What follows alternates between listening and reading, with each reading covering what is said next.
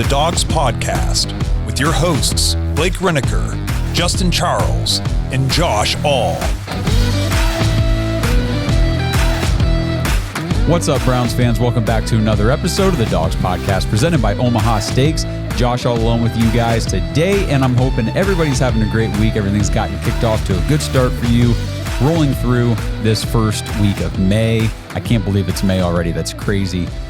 We've got some, rookie mini camp is this upcoming weekend already. Hard to believe that this football action is underway. Before long, we're going to be in training camp.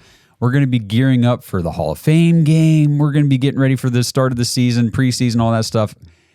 Time is going to fly. So make sure you guys stay plugged into the podcast as we're covering as much of this stuff as we can, as quickly as we can, as often as we can. If you're watching on YouTube, please smash the like button, subscribe to the channel, and tap the notification bell so you guys don't miss any of the new stuff we're coming out with. And if you're listening on Apple Podcasts, specifically in the audio platforms, please leave us a 5-star written review. That is a great free way for you to help out the show. Just scroll down to the bottom of the app and tap 5-star written review. Leave us a positive written comment or two in there and hit submit. And that's all we need for that. So let's talk about a position today that the Browns need to address. And, we've talked many times on previous episodes about how the roster doesn't have very many holes, but there are some positions, and this one in particular, where if the starter goes down or anything like that should happen, he misses a game or two, or God forbid, season-ending injury happens to David Njoku, the tight end position is very, very thin. And by thin, I mean there's nobody else really to speak of.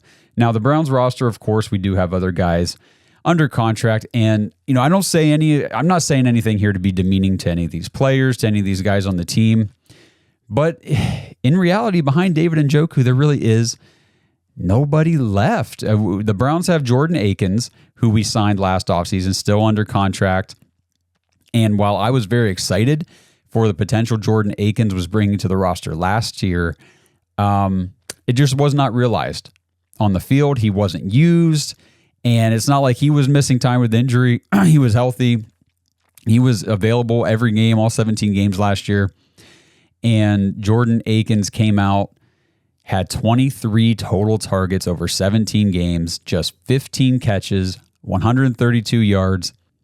And just to confirm that Jordan Akins was not utilized by the Browns, he played just 231 offensive snaps last year. That was the lowest number in a season for his entire career, just 19% of the offensive snaps. But he did play 138 snaps on special teams, which was the highest of his entire career, 27% on special teams. So we saw Akins last year, not an offensive weapon like we had thought coming into the year, more of a special teams guy. And granted, David Njoku was available all last season, so there was no real need for a second tight end to step up and play a big role, even though, David, be careful, dude. You got to stay out of the fire, man. For real, stay out of them flames. But, you can't bank on health for any position in football. It's not practical. I mean, and unfortunately, it's across the board. Even the quarterback position. We saw that last year, not just in Cleveland with Deshaun Watson, but across the league. How many teams finished the season with their main starting top QB on IR? There was a lot of them. So it happens. Running backs, linebackers, cornerbacks, defensive tackle, like these guys get hurt. You have to have good depth if you want to have a good team. And right now, the Browns do have very good depth pretty much at every position except for this one. So today we're going to talk about 3 tight end options that, now this is, there's been no reports from the Browns about any of these guys, not that I've seen anyway. These are just 3 tight ends that I'm looking at who could be very good possible options for the Browns to help bolster the tight end position, the tight end depth. So we've got one guy who was just signed as a UDFA. We've got one guy that I'm looking at as a possible trade target. and we've got one guy as a possible free agent target. So before we talk about these three players, I just want to go through currently under contract for the Browns. Of course, David Njoku at the top. His cap number in 2024 is $9.6 million. Jordan Akins behind him at $2.3 million. And we do still have Zaire Mitchell-Payton, $795,000 against the cap. He was signed as a UDFA prospect in 2022. He's been on the practice squad, but I just wanted to make sure I mentioned him because he is technically on the roster. And we've also added Giovanni Ricci in free agency this season. He spent his first 3 seasons with the Carolina Panthers as like a tight end fullback hybrid. He has only caught 9 passes for 102 yards in those 3 years. But I mean, it's really just been one season of production. In 2022, Giovanni Ricci caught 8 passes for 100 yards. So that means he's only got 1 catch for 2 yards in those other 2 seasons. So Giovanni Ricci, like we talked about when we first signed him, kind of brought in mainly as a special teamer, maybe some tight end depth depending on how the roster shakes out over the summer. But we have now added one more tight end to the roster, and he is the first guy that we're going to dive into on the episode. This is Treyton Welch, the UDFA signing out of Wyoming, 6'3", 240 pounds. He is 23 years old. I did talk about him briefly last week on my UDFA recap episode. In the last 3 seasons, Treyton Welch started every game for Wyoming. He went 19 for 163 yards 3 years ago, then 22 catches for 308 in 2022. And now, this past season in 2023, caught 31 passes for 308 yards again. He has 77 career receptions, 874 yards, and 9 touchdowns in his time at Wyoming. So I put in my notes here, don't worry. These numbers are not here to impress your socks off, but that's why, like the Browns, we've got to evaluate players just beyond their production, especially when they're coming from these smaller schools. The level of competition isn't as high. The level of players' ability around him is not as high as if he had gone to a Big Ten school or he played at Notre Dame or in the SEC or something like that. I'm not sure. I'd have to look it up to see who the quarterback was at Wyoming, but I'm sure the talent was not a top tier level. Not everybody's Josh Allen, right? So the thing with Treyton Welch, and I mentioned this again last week, 8.75 relative athletic score. So this guy is an athletic player, and he's worth taking a shot on for the Browns because, as we'll see as I go through my notes here, he was a highly sought after priority undrafted free agent for a lot of NFL teams. So Treyton Welch did play wide receiver in high school. He was, by all accounts, everything I've read, an elite wide receiver in high school. He was the 10th overall ranked player coming out of Minnesota when he was a senior in high school going into college, and he was a finalist for the Minnesota Mr. Football Award as a senior. So he did an interview with the Orange and Brown Report, and they asked him why he did not transfer to a more prominent Power 5 school during his time in college. His quote, "I learned loyalty, and it was important to me to be loyal to the agreement that I made 5 years ago when I signed a piece of paper saying I was going to be a Wyoming Cowboy. For the 5 years at the University of Wyoming, it was huge for me to be loyal to the university." So before the draft, Welch actually received phone calls from Brown's new tight end coach, Tommy Rees, and the new coaching and personnel consultant, Mike Vrabel. He said that the Browns texted him and they kept in contact with him all during the draft, all weekend long. And Mike Vrabel actually called him during the draft. So the Browns were clearly making a strong effort to stay connected to Treyton Welch over the course of the weekend. Like I mentioned before, he was a high priority UDFA. Several NFL teams were big on Treyton Welch and wanted to make sure they got him onto their roster for the summer. The Browns knew there was going to be competition to sign him. So he was asked, why did you choose the Browns? He said, the Browns have opportunity in the tight end room, and that's, of course, why we're talking about this topic today. And also, the Browns did not draft another tight end during the weekend. So he knew that the path to not just having an opportunity to make a practice squad, but the path to actually making the active roster is there, open and available for Treyton Welch. So that's why he chose the Browns. Now, per PFF, Treyton Welch graded out actually better than FBS tight ends like Jared Wiley from TCU, Theo Johnson from Penn State, guys who got drafted over the weekend. Welch had just one drop in all of 2023. 137 of his 308 yards came after the catch. That's 44%. And that was good for 4.3 yak yards per reception. So 4.3 yards after each catch is what he was averaging. 80%, this is a huge one for me, 80% contested catch rate. He caught 8 of 10 contested passes. Now, of course, that's not a high number, but it is a high percentage. That was the 4th highest percentage among all FBS and FCS tight ends. So again, Treyton Welch, 6'3", 240, not the biggest guy, but his history as a top-tier wide receiver prospect coming into college does give him a receiving prowess that could maybe shine in camp for the Browns over the summer. Brian Phelps on X said that Welch was grossly misused at Wyoming. A coaching change there was long overdue. So again, even though he's not the biggest tight end, like I said, he did score a 75.2 pass block grade from PFF, 8th best in the nation, and a 73.9 run block grade. So those numbers indicate he's no slouch in the blocking department. So stay tuned on more information for Treyton Welch.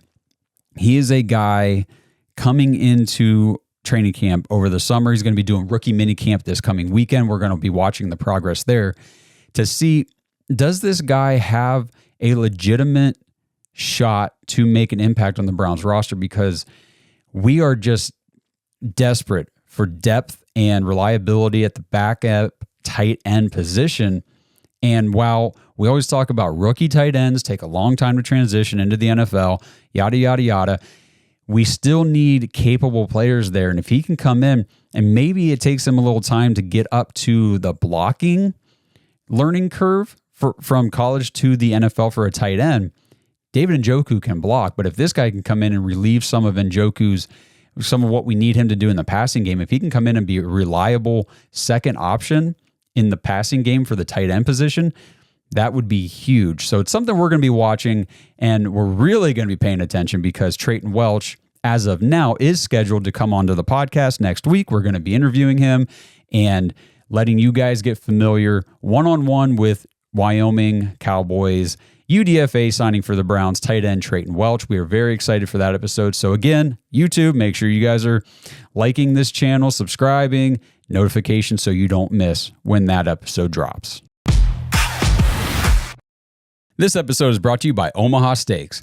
Browns fans, Mother's Day is coming up, and if you are having a cookout or a get-together with friends and family and whatever, you want to make sure you have the best food available, and that's Omaha Steaks. Head to omahasteaks.com/dogs right now. They're doing their spring sale, 50% off site-wide. Plus, you know it, you get $30 off your order when you use promo code DAWGS, DAWGS, when you check out. Get all the good stuff for Mother's Day. Grill out some steaks, burgers, chicken, jumbo franks, brats. They've got seafood. They've got appetizers. They've got desserts. They even have wine. Everything you need for a great Mother's Day cookout or just any cookout this spring.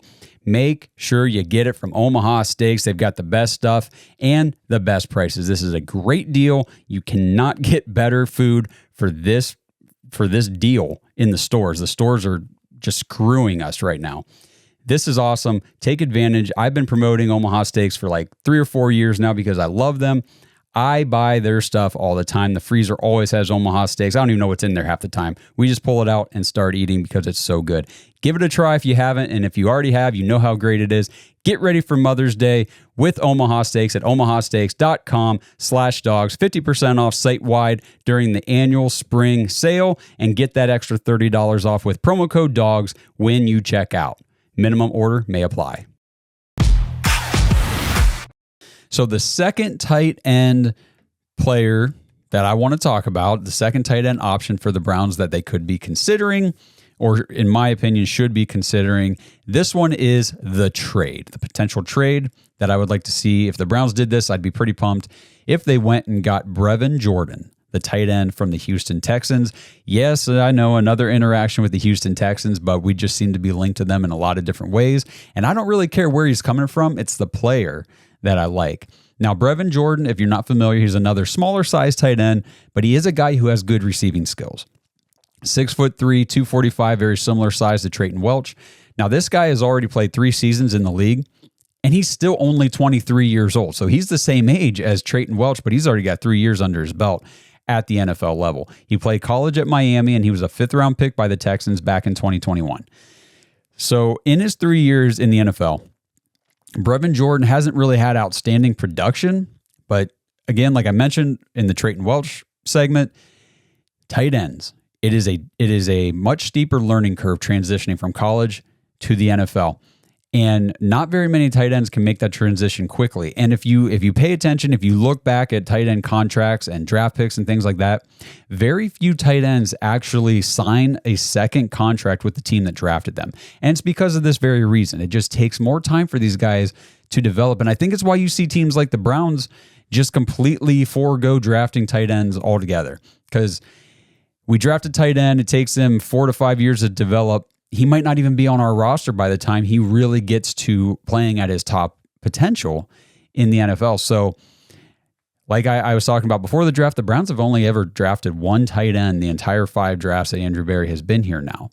So they are understanding that learning curve, and they're taking advantage of not investing draft capital into it. And I totally understand it. Unless you've got an outlier prospect that you really think can make that jump, it's probably not even worth taking a swing on. But a guy like Brevin Jordan, and I'll talk about his contract situation, why I think he's a good trade target, but he has played 34 games in his 3 seasons with the Texans. He has 51 total catches for 525 yards and 5 touchdowns in his career so far. Now, he's only dropped 2 passes total in all 3 seasons, so that's very encouraging for me. He's a sure-handed, reliable receiving option. 311 of his 525 yards are yak yards. That's 59% of his total career yardage has come after the catch. I love that number. 6.1 yards after catch per reception. I think that is that's a good indicator right there that this guy can be used as a nice weapon in the receiving game. Get him the ball and let him work after the catch. Kind of the same way that we use David Njoku.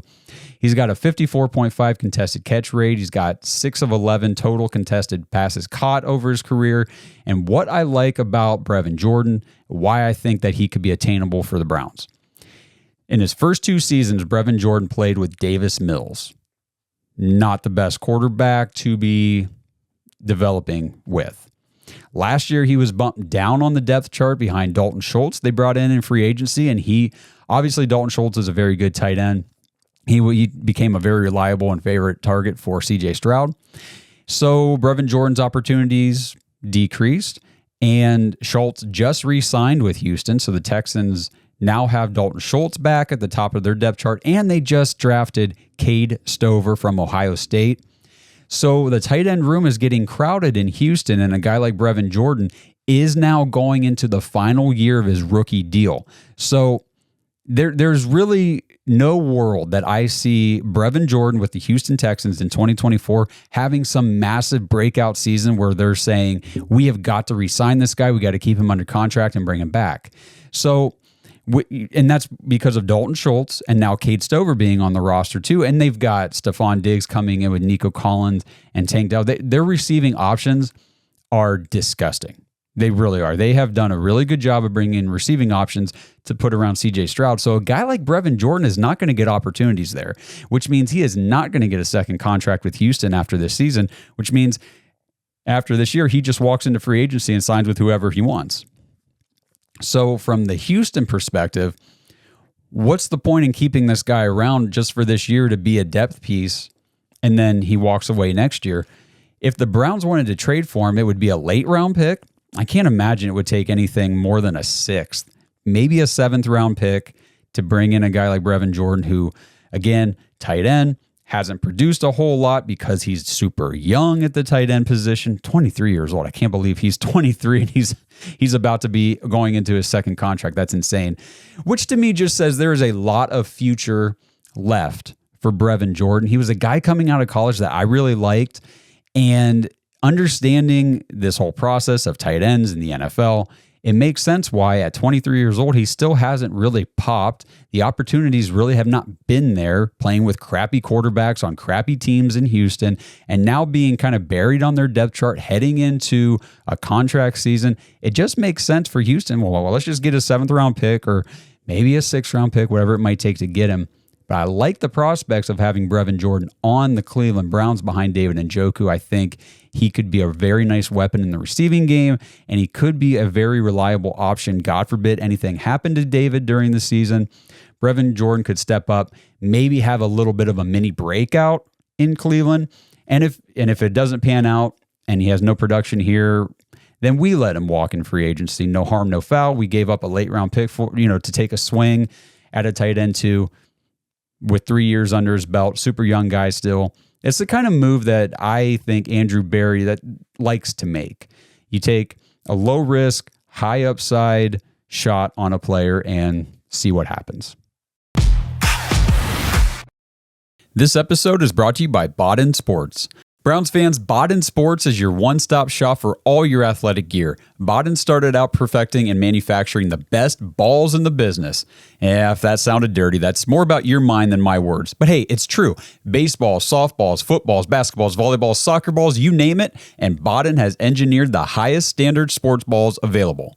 And now they offer more than just sports balls. If you got kids playing baseball or softball, Bodden has batting gloves and bats to go along with both game balls and training balls. If you're into basketball, Bodden makes basketball specifically for indoor or outdoor use. Heck, Bodden even has all the equipment you need for pickleball, which is one sport that I hear everyone is playing and yet I still never have.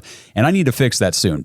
But don't miss the backyard game section of Bodden's website where you can order everything you need for this upcoming outdoor season. Pool balls, backyard volleyball nets, croquet, bocce, horseshoes, cornhole, and more. Right now, you can get 10% off your entire order at Bodden Sports, BADEN sports.com/dogs, DAWGS, and use promo code DOGS when you check out. That's 10% off. And finally, the last, but also the number one option that I want the Cleveland Browns to pursue, and it's nothing against Welch and Brevin Jordan. Again, Treyton Welch is a guy that I still want him to be with the Browns if he shows out during camp and everything like that, whether he comes in and he's like the tight end 3 or he makes the practice squad and hangs out there for a year, whatever the case may be. This next guy here in free agency is the guy that I want the Browns to target, to pursue, and really I'd love to see them bring in tight end Logan Thomas, formerly of the Washington Commanders. Here is your bigger body tight end, 6'6", 250 pounds. Now he is 32, almost 33 years old, so this is your older veteran, but the dude has definitely got proven production to his name. In terms of that production, he's the most proven option that the Browns could explore right now in free agency or in trade, because you're not going out and getting any sort of high profile tight end from another team. One, if they're a good receiving or just a good weapon tight end for another NFL team, they want him. They want that guy. And he's probably too expensive for the Browns, and they're not going to invest a lot of money in the tight end position after David Njoku anyway.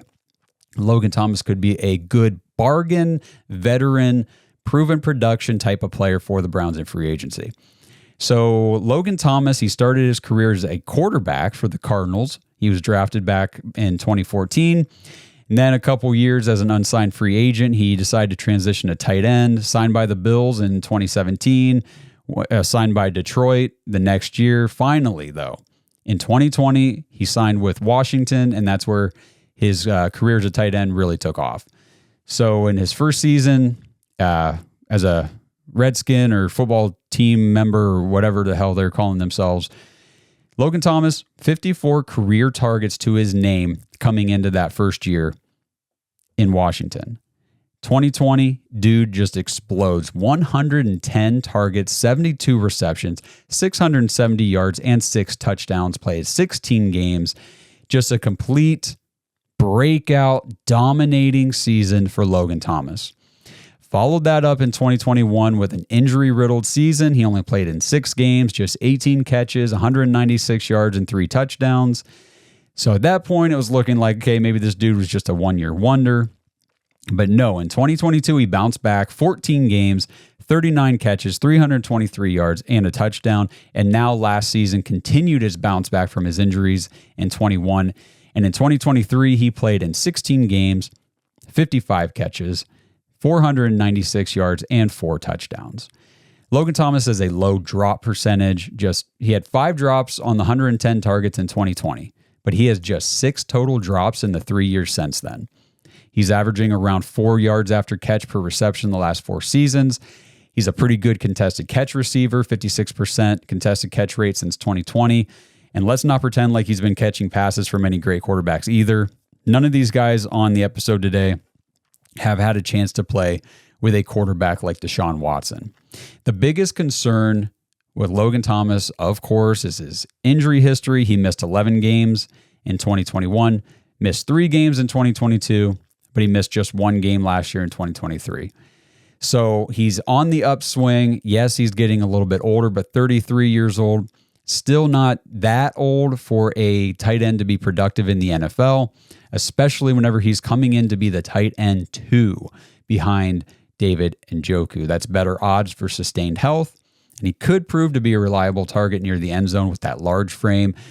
Just think about the Browns being down at like the 5 or the 6 yard line, or inside the 10, around that area. It's 1st and goal, and you're going to roll out there a package with, you got David Njoku on one side, Logan Thomas on the other, Amari, Cedric Tillman, and maybe Aiden Robbins. Or, hey, maybe Nick Chubb is back and he's ready to go whenever he's healthy and he's down there. Your options, that is an offense that is very, very dangerous. And I really like the idea of what Logan Thomas would bring to the Browns, especially not having to be the main guy. I think that is key for him at this point in his career. By PFF's grades, he's not the best run blocker, and he can probably be considered serviceable in the pass blocking game. But as a former quarterback, I think that Logan Thomas's key abilities really lie in his route running and knowing where he needs to be on the football field for his quarterback. You see a lot of these college quarterbacks transition to tight end at the NFL level, and it seems to be, I don't want to say like a screaming success, but it seems to give them a little bit of an edge because they just understand a little bit better what they need to do from the quarterback perspective. So let me know your thoughts in the comments. Which of these 3 tight ends would you prioritize for the Browns heading into 2024 as the tight end 2 behind David Njoku? Because again, I don't think Jordan Akins is that guy. I don't know if he even makes the roster by the end of camp, depending on how guys like Treyton Welch show out during camp. I don't know what they want to do with Giovanni Ricci if they do sign a guy like Logan Thomas or they make a trade for a guy like Brevin Jordan. Things could get pretty dicey for Jordan Akins, but we need to make improvements at tight end. And if they make a couple of these moves, I think Treyton Welch is pretty much, he's a lock for sure to at least be around during the summer, to have an opportunity to make his case for a roster spot, or at the very least to make his case for the practice squad at the end of August. But these other 2 guys, Brevin Jordan with the trade, Logan Thomas with the free agent signing, these things, I really hope at least one of them happens for the Browns. So drop it in the comments. Let me know which one of these guys you prefer, or if there's another free agent option out there via trade or via free agency that we haven't mentioned that you guys are looking at saying, hey, this could be a possible option as well. Let me know, and we'll look into those things too, and maybe do an episode on your picks in the future as well. So we love hearing from you guys. Want to know your thoughts and opinions on all of this stuff, and hopefully the Browns are looking at ways to improve tight end here in the coming weeks before the team activities really ramp up in June, and then they take their little break and come back for training camp in July. So it's an exciting time to be a Browns fan. I'm telling you guys, this team is legit. This roster is legit. And if we're sitting here talking and doing a whole episode about the biggest roster hole for the Browns is the backup tight end, that is incredible. We've never been in this situation before in my lifetime, and I'm just enjoying the ever-loving crap out of this. So, want to hear from you guys? Let us know. Make sure you like, subscribe, tap the notification bell on YouTube. If you're listening on Spotify, 5-star rating. Those are awesome. They help out the show. Apple Podcasts, 5-star written reviews help out the show. Love those. You guys are the best audience in the world. It's Cleveland against the freaking world, and you know it is. You know that's the truth.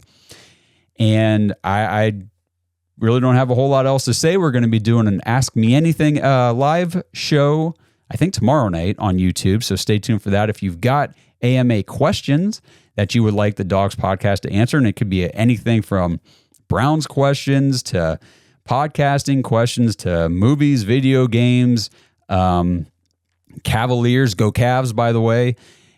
Whatever questions you have that you'd like us to answer, drop them in the comments anywhere on any social media, here on YouTube, wherever you want.